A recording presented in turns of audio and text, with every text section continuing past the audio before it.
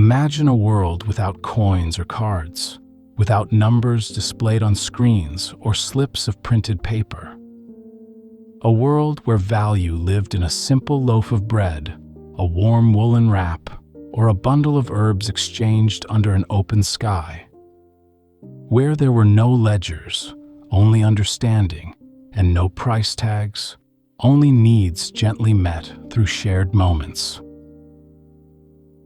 Tonight, we'll follow the quiet footsteps of that world, tracing the soft and steady transformation of money through time, from humble trades to stamped coins, from silent scripts on parchment to invisible currencies that move through the air. This isn't a tale of wealth and power, but of human connection, of cooperation across ages, and of the many peaceful ways we've learned to express trust. Welcome to Sleepy Journeys, the podcast designed to lull you into a peaceful slumber with soothing stories through time, places, and ideas.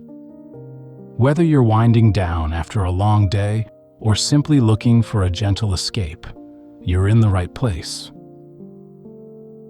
My name's Jack, and I'm so glad to have you here with me.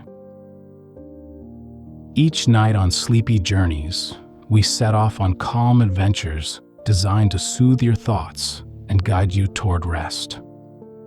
From the quiet corners of history and science to fairy tales, music, inventions, folklore, and the wonders of the world, every story is told slowly and softly, offering a peaceful drift into sleep. Tonight, we're beginning a thoughtful walk through the evolution of money. And just before we fully settle in, if you're enjoying Sleepy Journeys, feel free to tap follow or subscribe wherever you're listening. That way, you'll never miss an episode. And if you'd like, leave a comment telling us where in the world you're listening from and what time it is there. It's always lovely to know who's falling asleep with us. Now, take a slow breath. Let your shoulders soften. Let the day fall gently away.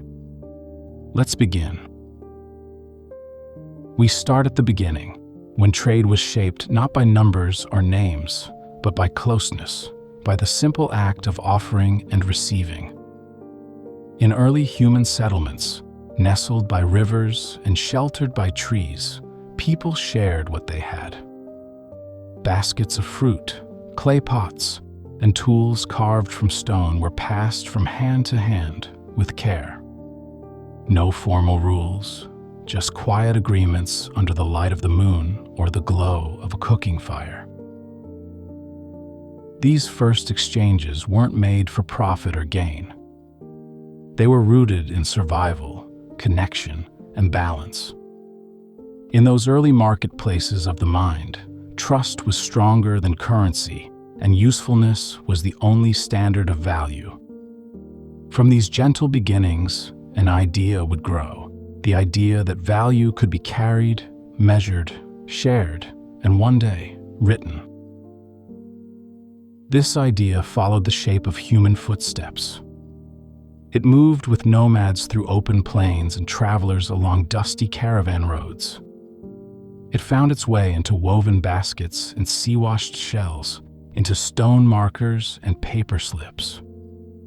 Each transformation reflected the time and place in which it lived, and yet the essence always remained, a wish to make exchange smoother, to lighten burdens, and to connect across distance.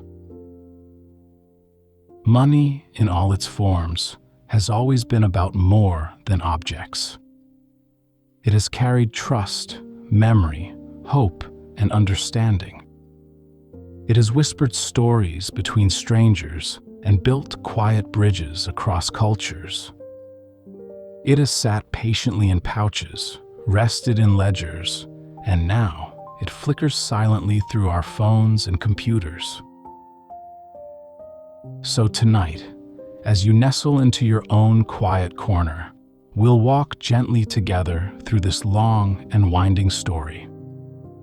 From early barter to glinting coins, from paper notes to soft digital flows, we'll trace the path of money not as a history of accumulation, but as a meditation on how people give, receive, and keep faith in one another. Let the rhythm of this journey settle around you like a blanket. Let your breath slow, your thoughts grow still. The path ahead is smooth and steady. The world has always found ways to share. In the soft beginnings of human settlement, long before the chisels of civilization carved cities from stone, people lived close to the earth. Small communities gathered near rivers and open grasslands, where food was plentiful and the seasons dictated the flow of daily life. In these early times, there was no need for coins or printed notes. Value was found in what could be touched, tasted, worn, or used, the essentials of living gently exchanged among neighbors. Barter was the language of trade in these early days. There were no ledgers, no interest rates, only quiet understanding. A family with an abundance of firewood might meet with one who had extra dried fish, and in the rustling of leaves or beside a smoky hearth, an exchange would unfold. One good for another, measured not in units, but in usefulness. It was a system shaped by trust and mutual need, by recognition of effort, and the rhythm of cooperation. These trades were not bound by laws or contracts, but by familiarity and repetition. In a small community, reputation traveled gently, like smoke curling from a morning fire. People knew who offered strong tools, who wove warm fabrics, and who baked hearty bread. Goods changed hands not with the clink of metal, but with nods, smiles, and the occasional thankful gesture. Every transaction wove invisible threads between people, reinforcing connection and balance. As people wandered and settled in new lands, trade expanded. Tribes met other tribes, each with their own knowledge and resources. The bartering of items became a quiet bridge between cultures.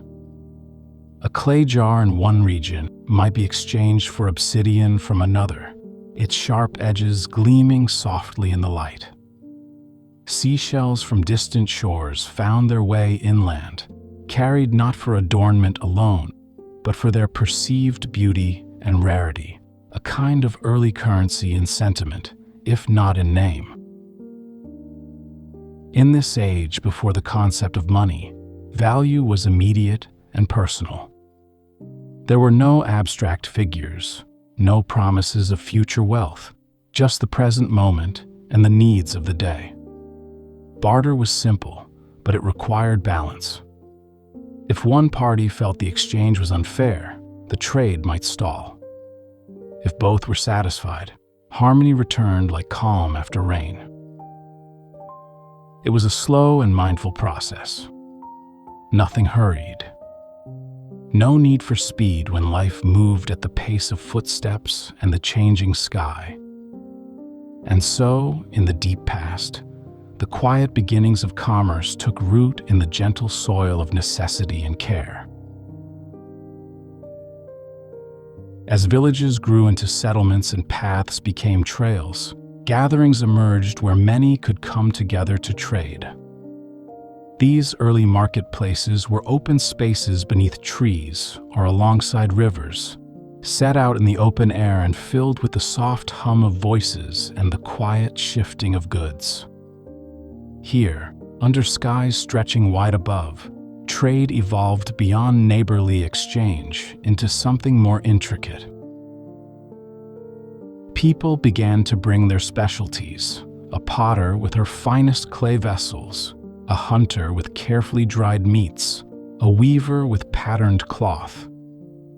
These goods, laid out on simple mats or in woven baskets, became quiet offerings to others seeking something useful or beautiful in return. There were no price tags, only conversation and observation. A cloak's warmth might be compared to the sturdiness of a fishing spear, each judged by its ability to serve. Value in this age came not from rarity alone, but from utility. What could help in daily life, preserve food, protect from the cold, carry water, was prized above things merely ornamental. This rooted trade in the real, the tactile, and the essential. People didn't need a shared language to recognize a well-made tool or a fresh harvest. The usefulness of an object spoke quietly for itself.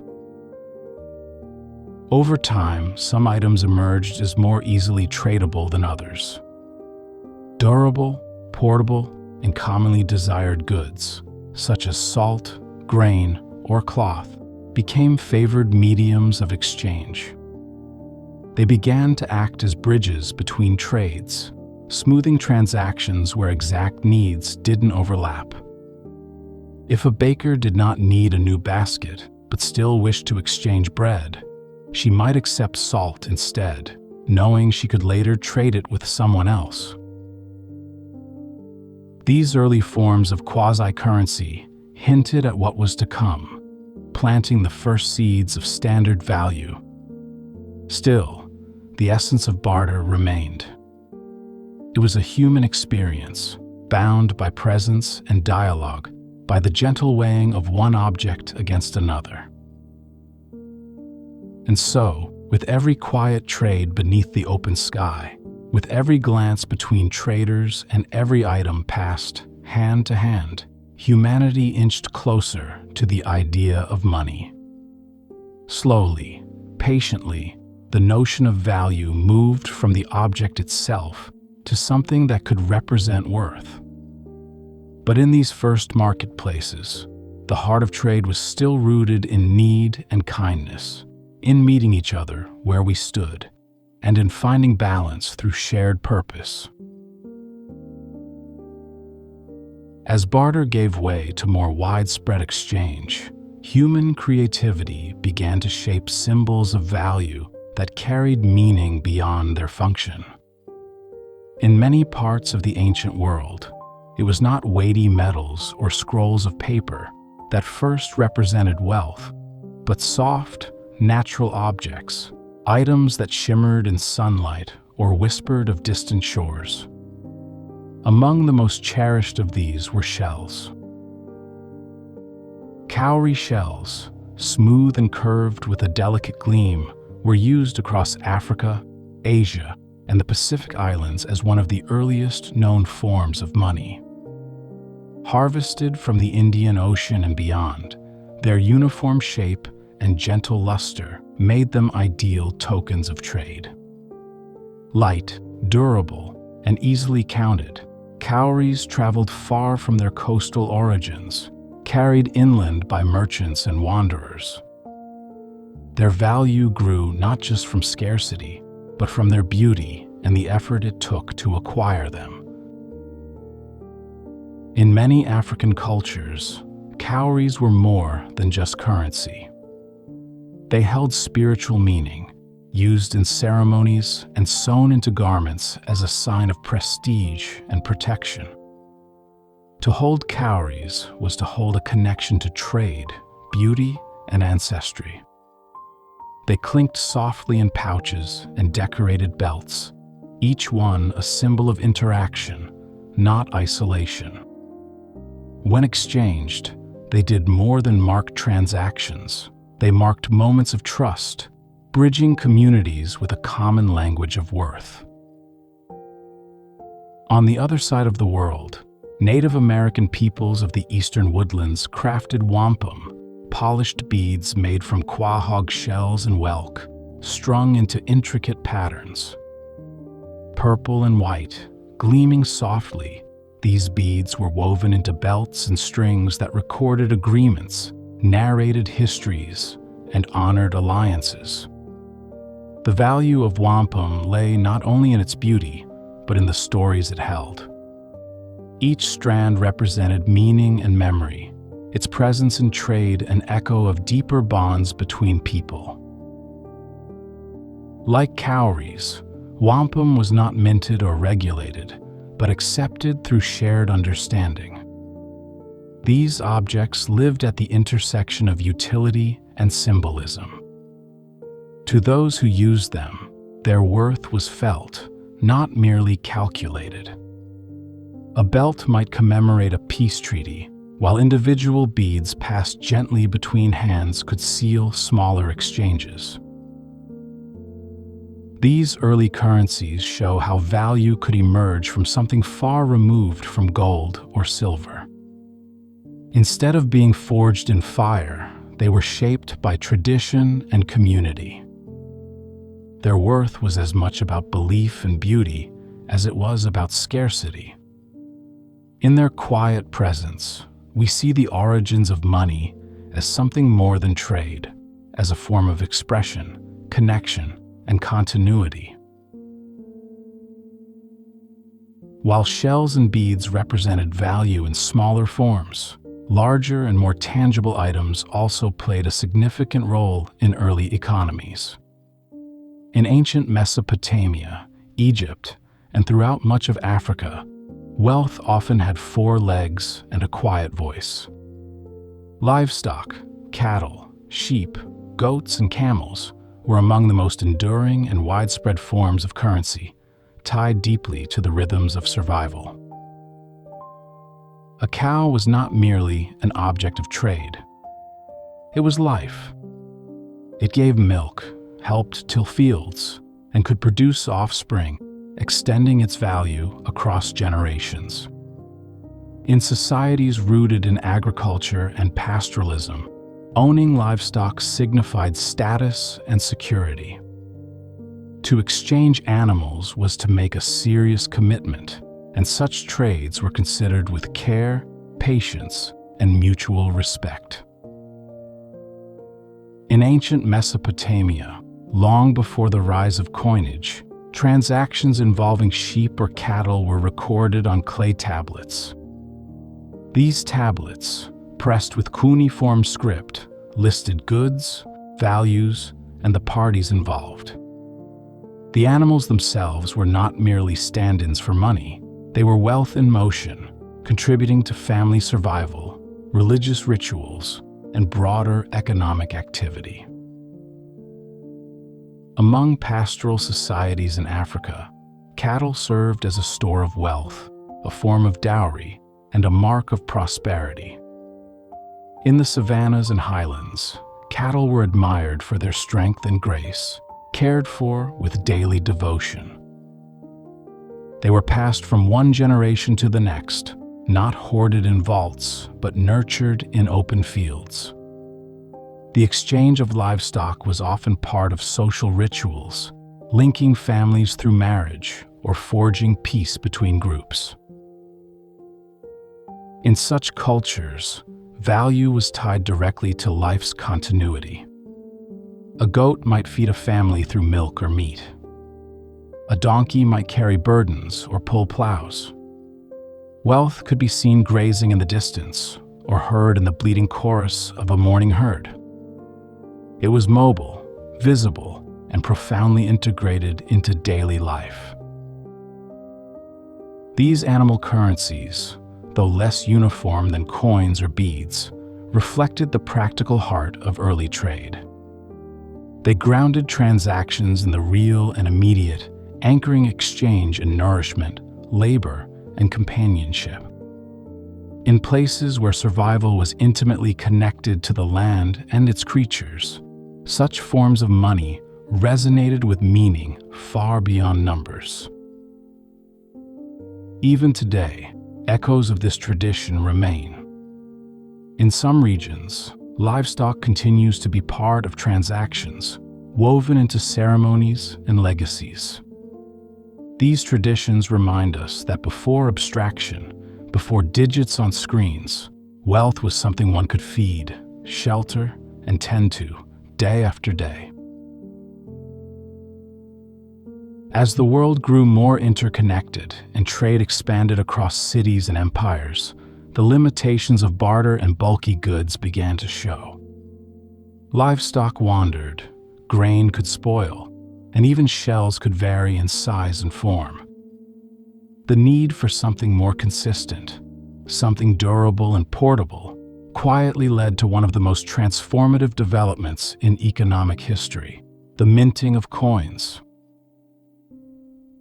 In the soft hills of western Anatolia, where the ancient kingdom of Lydia once thrived, this quiet revolution took shape. Around the 7th century BCE, the Lydians began striking pieces of a naturally occurring alloy known as electrum, a mix of gold and silver found in riverbeds. These small bean-shaped nuggets were marked with stamps to denote authenticity and weight. What emerged from this innovation was not just metal, but meaning, a shared agreement that these tokens held worth. The Lydians, with their rich mines and strategic trade routes, became pioneers in standardizing currency. Their stamped electrum coins bore the image of a lion's head, a regal and recognizable symbol. With each imprint, a new level of trust was born. Merchants no longer needed to weigh and inspect metal at every transaction. The coin itself, with its mark, whispered assurance. The impact of these early coins rippled outward. Traders passing through Lydia carried them to neighboring lands, where the idea quietly took root. Greek city-states soon began to mint their own coins, each with unique symbols, owls, olive branches, mythic figures, connecting monetary value with civic pride and identity. These coins were more than a medium of trade. They were art, culture, and economics held in the palm of a hand. The transition from raw metal to minted coins simplified exchange in profound ways. The coins could be counted, stored, and trusted. Their value was consistent, and their size made them easy to carry in leather pouches or small boxes. Markets grew more dynamic, trade more fluid. And though the coins bore symbols of kings or city-states, their true power lay in the quiet agreement between people that this stamped object represented worth. Coins, unlike barter, did not need both parties to want something from each other. They allowed for value to be transferred more freely, enabling new forms of economic relationships. A cobbler could sell shoes to a farmer, receive coins, and later use those same coins to purchase bread from a baker. The circle of exchange became wider, more flexible, and more anonymous. And all of it began in Lydia's gentle valleys, where metal, molded and marked, first became a language of trust. From Lydia, the concept of coinage moved softly outward, carried by trade routes, cultural exchange, and the growing needs of cities and empires. In Greece, the adoption of coins blossomed into a vibrant tradition. City-states minted their own coins with pride, each design reflecting identity and symbolism. The silver tetradrachm of Athens, adorned with the owl of wisdom and the goddess Athena, became one of the most widely recognized and trusted coins of the ancient world. Markets across the Aegean rang with the gentle chime of metal on wood, as coins changed hands beneath shaded stalls. The consistency of coinage brought with it a sense of order and balance. Buyers and sellers no longer needed to haggle over the worth of goods in abstract terms. The coin, resting quietly between them, carried that weight. It allowed exchange to move faster, with less uncertainty, opening the door to more complex and widespread commerce. Rome, too, would embrace and expand this idea, bringing coinage into the heartbeat of an empire. Roman coins were more than currency. They were tools of communication.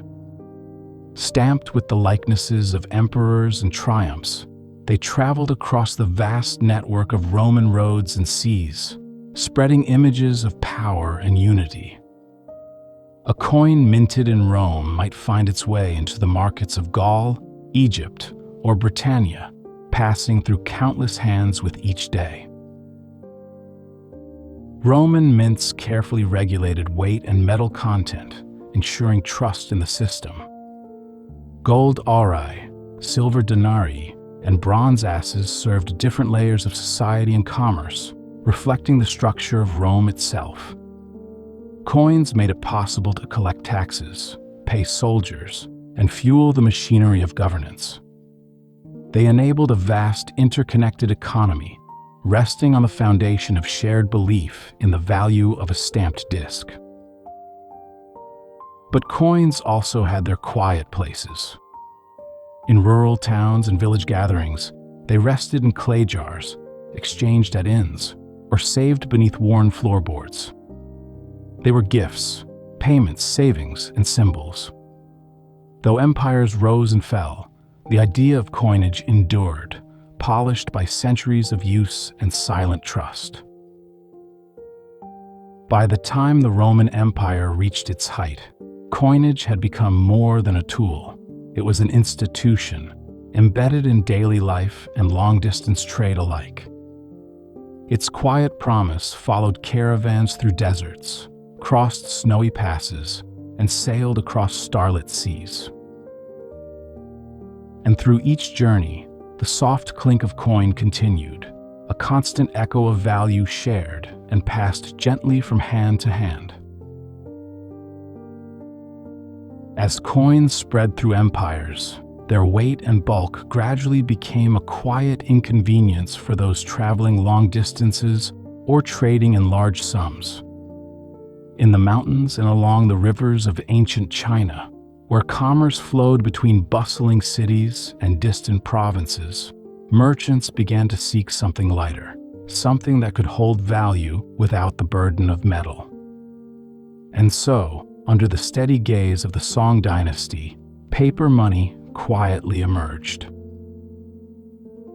During the 11th century, in the heartlands of China, traders began to deposit their heavy coins with trusted agents and receive in return slips of paper, written promises that could be exchanged for the same value elsewhere. These slips, known as jiaozi, were simple at first, issued by merchants and respected because of the reputation behind them. Their strength lay not in the material, but in the trust they carried, much like the early Cowries and wampum, now written in ink. The Song government soon recognized the usefulness of this innovation. It began to regulate and eventually issue official paper money, backed by state authority. These notes, printed with woodblocks and bearing intricate designs and seals, became the first government-issued currency made not of metal, but of mulberry bark paper. Their presence was light, but their impact was deep. In this time, cities like Kaifeng and Hangzhou thrived, filled with scholars, artisans, and markets that hummed softly with activity. Paper money flowed through these streets like a river, gently easing transactions and expanding the reach of trade. A merchant could carry a purse of notes, far lighter than sacks of coins, and traverse mountains and plains with ease. What made these notes so remarkable was their abstraction. They did not sparkle like silver or clink like bronze, yet they held meaning because people believed in their value. That belief was carefully nurtured through seals, laws, and consistent exchange. And with it, the concept of money moved further from substance and closer to idea.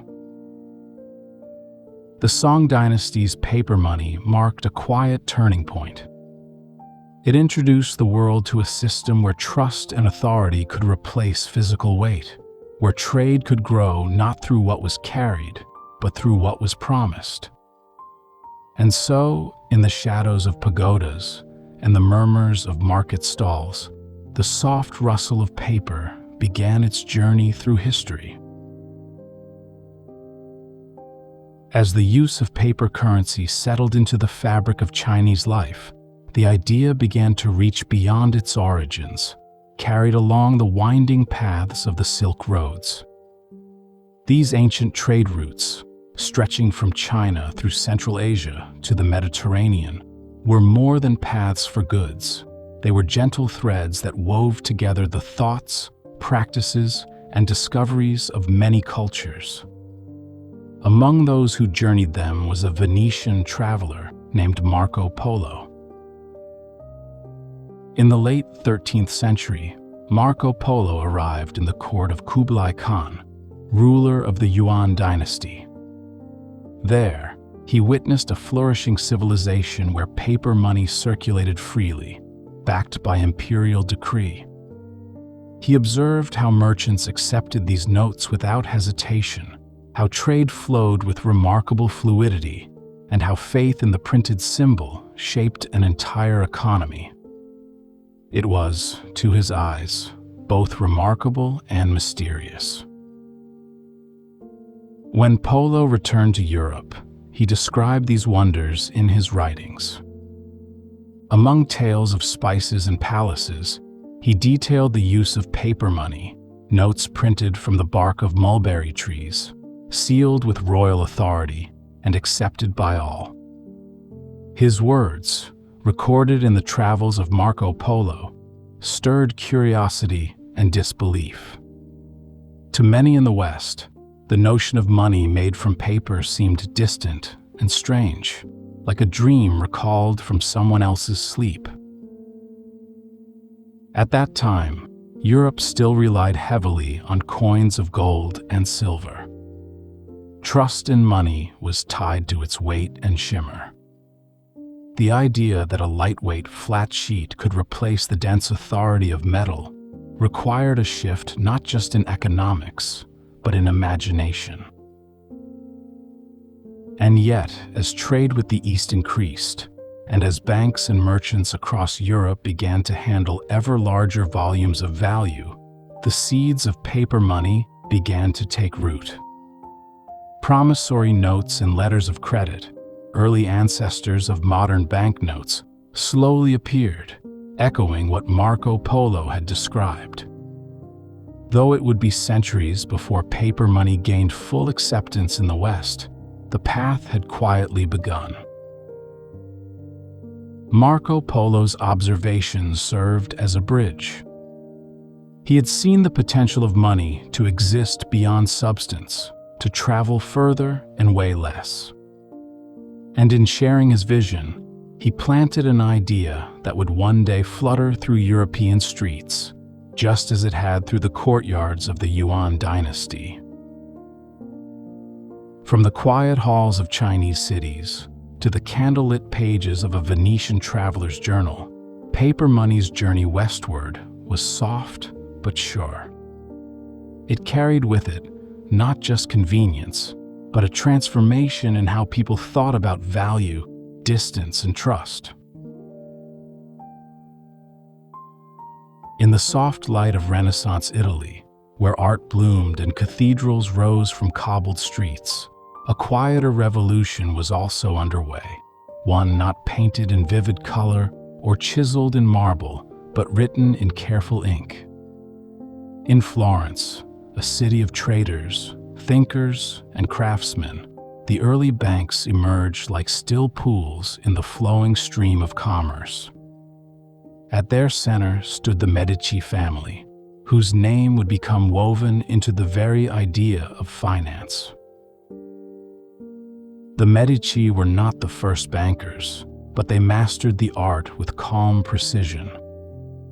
Their banking houses were spaces of quiet order. Behind wooden counters and heavy doors, Clerks recorded transactions by candlelight, their quills moving gently across parchment. These ledgers, lined with delicate script, became the heart of trust. In them, credits and debits lived side by side, balancing one another with every careful stroke. What made these early banks special was their ability to abstract value further than ever before. A person could deposit money in Florence, and through a network of branches and partnerships, retrieve it in Rome, Venice, or even across the Alps. It was no longer necessary to carry heavy coin purses. Letters of credit, called cambium, flowed across borders, honored by agreements and reputation. The Medici Bank grew with the city, supporting trade, art, and politics. Their wealth quietly funded chapels and frescoes, their signatures easing the path for merchants and monarchs alike. But within the stillness of their banking halls, the essence of modern finance was forming. Banking was no longer simply the holding of wealth. It became the gentle facilitation of movement, of possibility, of future promise. To walk into a Florentine bank in the 15th century was to enter a place of records and reflection. There were no shouting traders, no flashing screens. Just the soft rustle of paper, the clink of coins occasionally counted, and the steady discipline of math and memory. It was a world of balance, of delayed payment, of coordinated trust.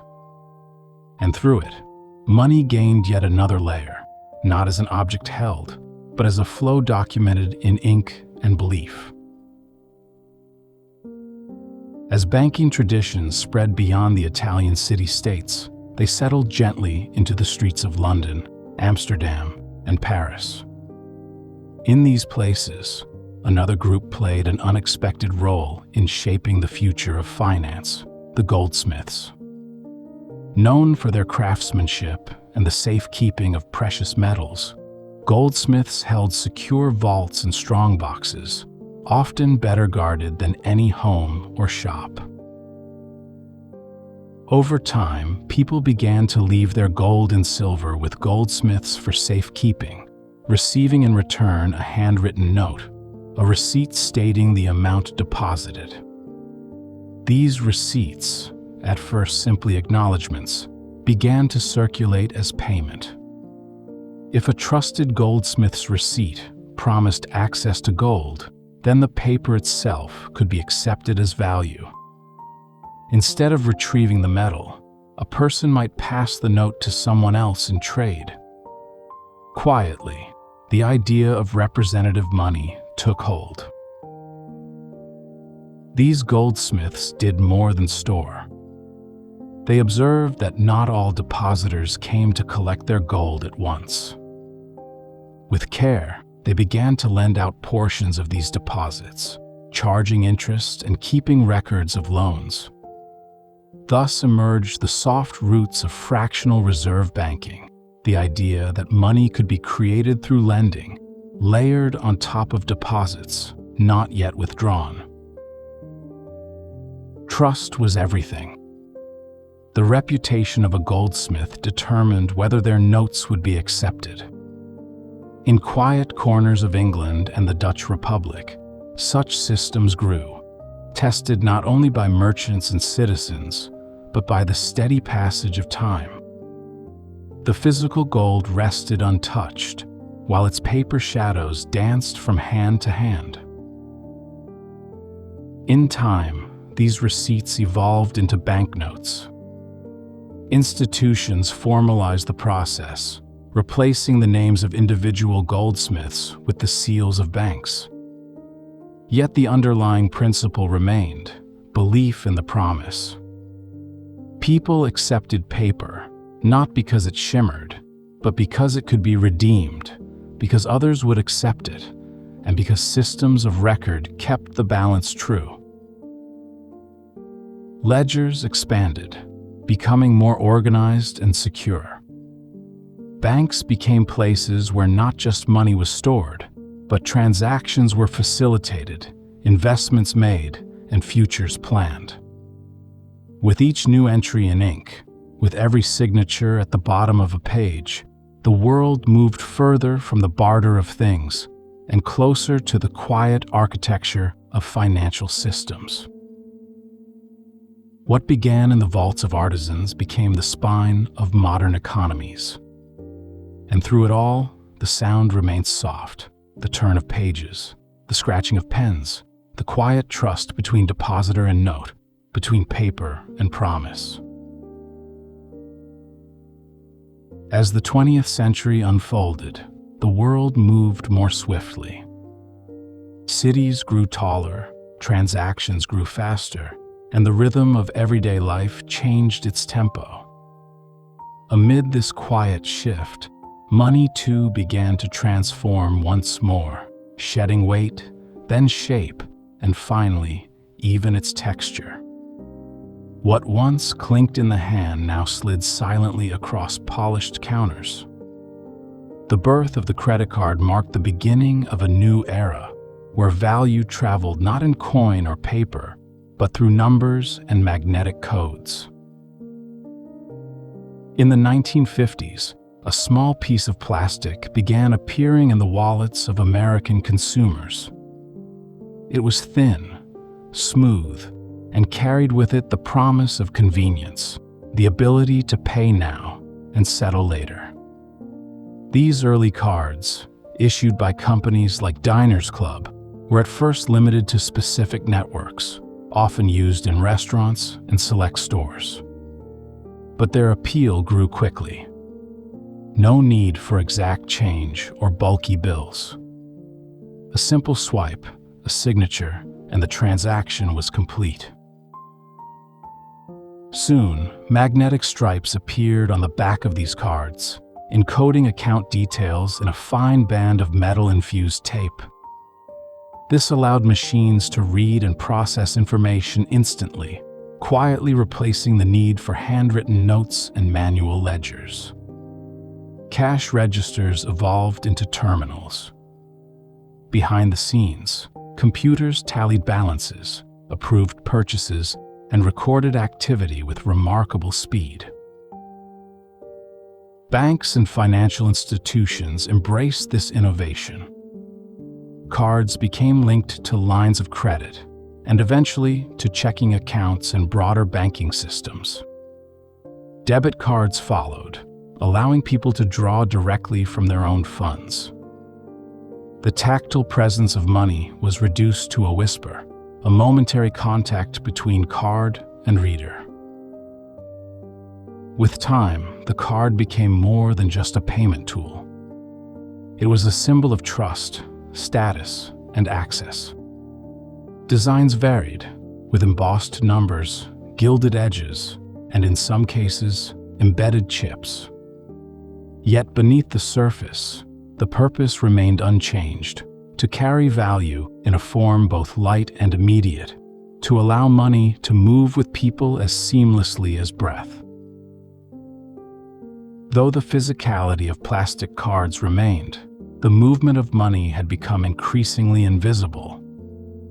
Paper faded further into the background. The world turned its gaze toward a horizon where currency would no longer require any form at all. But in this in-between space, this age of magnetic hum and quiet tap, the credit card shaped daily commerce into something swifter, quieter, and more intimate than ever before. With each passing year, money drifted further from the physical world. Screens replaced ledgers, servers replaced safes, and silence replaced the jingle of change. Digital money, intangible, unseen, yet fully present, became a natural continuation of this gentle evolution. What began as bank transfers and digital balances soon blossomed into a wide ecosystem of payment systems, mobile apps, and cryptocurrencies, all woven together by invisible threads of code. Online banking took the lead, allowing people to move funds from one account to another without ever visiting a branch. The numbers on a screen became as real as the bills once tucked into wallets. Payments could be scheduled, bills paid, and salaries received with a few soft taps. There was no paper to carry, no signature required, only a quiet confirmation on a digital display. Mobile payments followed, slipping into everyday life like a whisper. Phones became wallets, equipped with near-field communication chips and biometric sensors.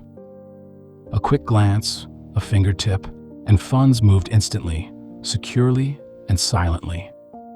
Coffee shops, grocery stores, taxis, and train stations all became places where currency passed unnoticed, without handshakes or change.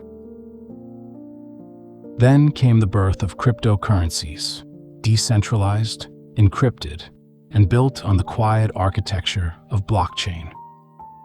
Bitcoin led the way, not from a central bank or corporation, but from lines of open-source code. Others followed, Ethereum, Litecoin, and many more, each offering a new vision of money, one not tied to geography or government, but to networks of consensus. These digital coins, though still abstract to many, represent a further step away from substance. They exist not in vaults or pockets, but in distributed ledgers, held in the memory of machines, verified by algorithms, and accessed through strings of code. Their worth rises and falls not through touch, but through belief, demand, and the shifting winds of speculation and innovation. Despite their complexity, the principle remains familiar. People continue to seek ways to exchange value, to store it, and to transmit it securely. Whether using cowrie shells, stamped coins, or cryptographic keys, the goal is the same: to create and preserve trust in the movement of worth. And so, today's money may not rustle or shine, but it moves swiftly beneath the surface, humming softly in fiber optic cables and encrypted servers. It is no longer something we hold, but something we access. It rests in apps, flows across borders in seconds, and sits invisibly in portfolios and ledgers shaped only by light and logic. The journey of money has come a long way from firelit barters and leather-bound ledgers. Yet its essence, the shared belief that something has worth, remains unchanged, carried now in currents of code, still as vital, still as quietly human. And now, as our journey through the long evolution of money gently draws to a close, we find ourselves resting in a quiet understanding that value has always lived not just in things, but in the ways we connect, exchange, and trust one another. From the early barters beneath starry skies, where baskets of grain were quietly traded for hand-woven cloth, to the soft shimmer of shells passed between friends and families, each step along the path has carried a rhythm both human and humble. Cowrie shells glinted softly in the morning light, cattle grazed quietly on grassy hills, and the gentle pulse of trust wove its way through every act of giving and receiving.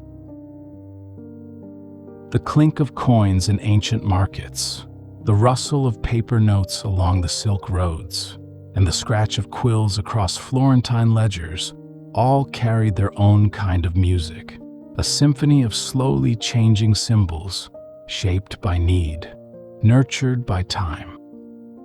From the cautious scribes of the Medici banks to the patient hands of goldsmiths, the flow of value was always guided by care, memory, and the calm desire to find balance. As we entered the age of swipes and screens, the sound of money softened further.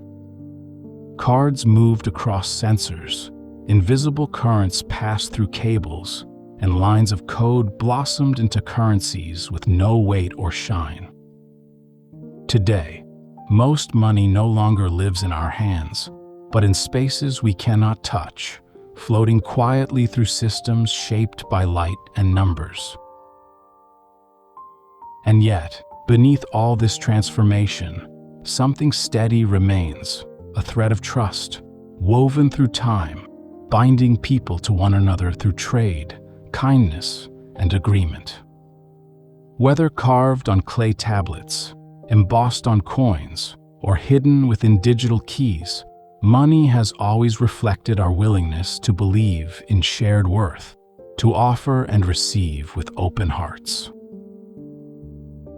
So, as you rest now, perhaps your mind might wander through the quiet stalls of a village market, or drift down a lantern-lit street in ancient China, or stroll past a Florentine bank where ledgers lie open beneath flickering candlelight.